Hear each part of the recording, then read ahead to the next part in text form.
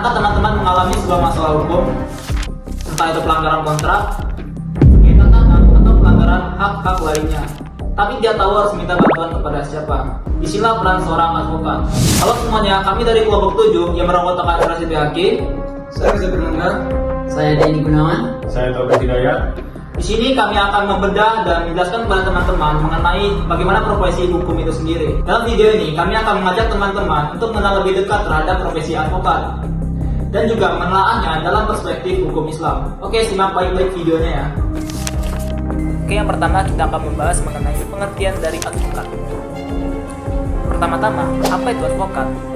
Berdasarkan Undang-Undang Nomor 18 Tahun 2003 tentang advokat, seorang advokat adalah orang yang berprofesi memberikan jasa hukum kepada kliennya, baik di dalam maupun di luar pengadilan. Sederhananya itu begini, kalau dokter adalah ahli masalah kesehatan, maka advokat adalah dokternya dalam masalah hukum. Lalu, apa saja yang bisa dilakukan oleh seorang advokat ini? Nah, yang pertama, mereka bisa memberikan konsultasi hukum, seperti membantu kita memahami hak dan juga kewajiban kita secara hukum. Yang kedua, advokat juga itu bisa menjadi seorang mediator, seperti mendamaikan dua pihak yang sedang bersengketa tanpa harus ke pengadilan. Yang ketiga, mereka bisa mendampingi kita langsung ke persidangan, seperti membela dan menyampaikan argumen hukum di hadapan hakim. Dan yang keempat atau yang terakhir, advokat juga itu bisa membantu kita membuat sebuah dokumen hukum yang sah, seperti kontrak, perjanjian bisnis, atau surat-surat hukum lainnya. Jadi, jangkauan kerja seorang advokat itu sangat luas sekali. Kita masuk ke pembahasan yang kedua, yaitu peran advokat di masyarakat. Sekarang, mengapa advokat itu penting bagi masyarakat kita? Faktanya teman-teman, masih banyak masyarakat di Indonesia, terutama di kalangan menengah ke bawah, yang tidak paham tentang hukum. Mereka sering tidak tahu apa hak-hak mereka, dan akibatnya mereka mudah dirugikan oleh pihak-pihak yang lebih kuat. Nah, advokat di sini hadir sebagai pengimbang keadilan itu. Mereka memastikan bahwa setiap orang, tanpa memandang latar belakangnya, bisa mendapatkan pembelaan hukum yang layak. Dan yang lebih penting lagi, berdasarkan pasal 22 Undang-Undang Advokat, seorang advokat itu wajib memberikan bantuan hukum secara cuma-cuma alias gratis, atau yang kita sebut sebagai pro bono, kepada masyarakat yang tidak mampu. Mari kita lihat beberapa contoh nyata di lapangannya. Bayangkan teman-teman, ada seorang warga yang tiba-tiba tanahnya digusur tanpa ada ganti rugi yang adil. Lalu siapa yang bisa membelanya? Ya, itu adalah seorang advokat. Lalu misalkan ada seorang buruh yang tiba-tiba di PHK tanpa ada pesangon. Lalu siapa yang membelanya dan mendampinginya di pengadilan? Ya, itu advokat.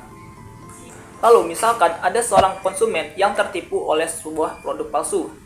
Siapa yang membantu menuntut pelakunya? Ya, itu adalah tugas dari advokat.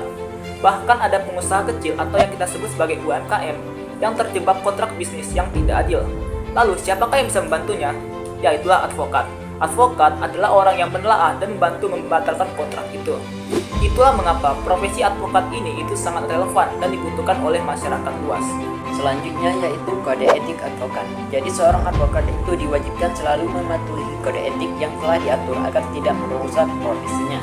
Kode etik tersebut diatur dalam Kode Etik Advokat Indonesia, disahkan pada tanggal 23 Maret 2002. Kode etik yang pertama yaitu dalam kepribadian. Kode etik dalam kepribadian advokat itu bertakwa, setia, jujur, dan menjunjung hukum, serta UUD 1945 dalam setiap tindakannya. Kode etik yang kedua yaitu kerahasiaan klien. Jadi seorang advokat wajib menjaga seluruh informasi klien, bahkan setelah suatu perkara itu selesai. Kode etik yang ketiga yaitu dalam larangan. Seorang advokat dilarang menjamin kemenangan diskriminatif menyesatkan klien. Kode etik yang keempat yaitu dalam sesama advokat. Sebagai sesama advokat dilarang merebut klien sejawat. Selanjutnya yaitu honorarium dan pro bono. Dalam kode etik ini, seorang advokat harus memperhatikan kemampuan klien. Wajib bantuan hukum gratis bagi yang tidak mampu. Kode etik yang terakhir yaitu dalam persidangan. Dalam persidangan, advokat itu harus sopan, tidak menggunakan cara yang tidak sah untuk memenangkan suatu perkara. Selanjutnya, advokat dalam perspektif Islam. Nah, sekarang bagaimana Islam memandang profesi advokat? Allah SWT berfirman dalam Al-Quran Surah An-Nisa ayat 135 yang artinya, wahai orang-orang yang beriman, jadilah kamu penegak keadilan.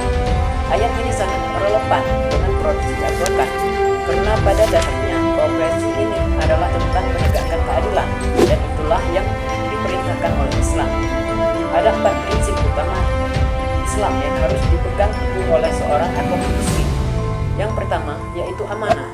Seorang advokat harus menjaga kepercayaan kliennya, menjaga kerahasiaan informasi, dan tidak berkhianat dalam menjalankan tugasnya. Yang kedua adalah tabligh. Seorang advokat harus transparan menjelaskan kondisi hukum kepada klien. Yang ketiga adalah jujur atau siti. Advokat tidak boleh memanipulasi fakta, memalsukan bukti atau menyampaikan keterangan yang menyesatkan di persidangan. Dan yang keempat adalah fatonah. Seorang advokat harus melakukan pembelaan yang cerdas namun tetap beretika. Nah, itulah batasan yang sangat penting dalam Islam, bahwa profesi hukum harus dijalankan dengan niat yang lurus, bukan semata-mata untuk mencari keuntungan. Baik, selanjutnya cara menjadi advokat. Bagi kalian yang tertarik dengan profesi ini, yuk kita bahas bagaimana cara menjadi seorang advokat di Indonesia. Ada 5 tahapan yang harus dilalui.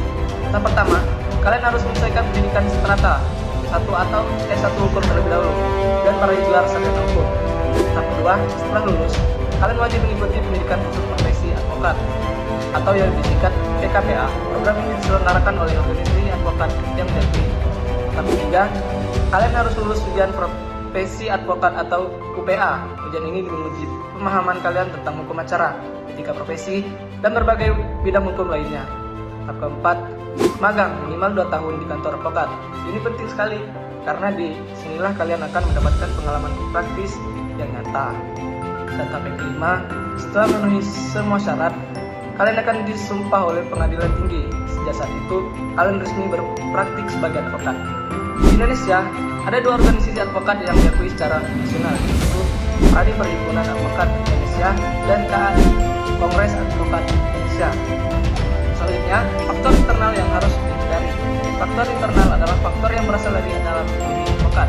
Contohnya, tidak jujur, serakah, dalam menggunakan keahlian hukum, tidak bertanggung jawab, buktikan untuk lagi. Cara menghindari, pertama, menanamkan sikap jujur, menunjukkan rasa amanah, mengendalikan sifat serakah, dan meningkatkan profesionalisme dan mematuhi kode etik advokat. Baik, materi selanjutnya yaitu faktor eksternal yang harus dihindari. Faktor eksternal adalah faktor yang berasal dari luar diri advokat. Contohnya yang pertama yaitu suap atau gratifikasi, yang kedua tekanan dari klien, yang ketiga intervensi pihak tertentu, yang keempat lingkungan kerja yang tidak sehat, yang kelima konflik kepentingan.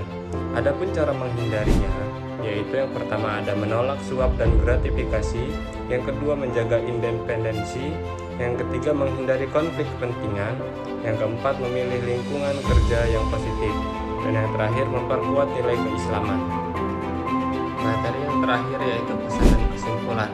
Adapun pesannya, hukum bukan hanya milik orang kaya.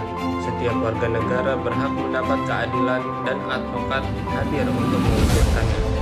Adapun kesimpulan dari materi ini yaitu advokat adalah profesi yang penting dalam membantu masyarakat memperoleh keadilan. Profesi advokat harus dijalankan berdasarkan etika dan nilai-nilai Islam. Faktor internal dan eksternal harus dihindari agar integritas tetap terjaga. Dengan kejujuran, amanah, dan profesionalisme, advokat dapat memberikan manfaat bagi masyarakat.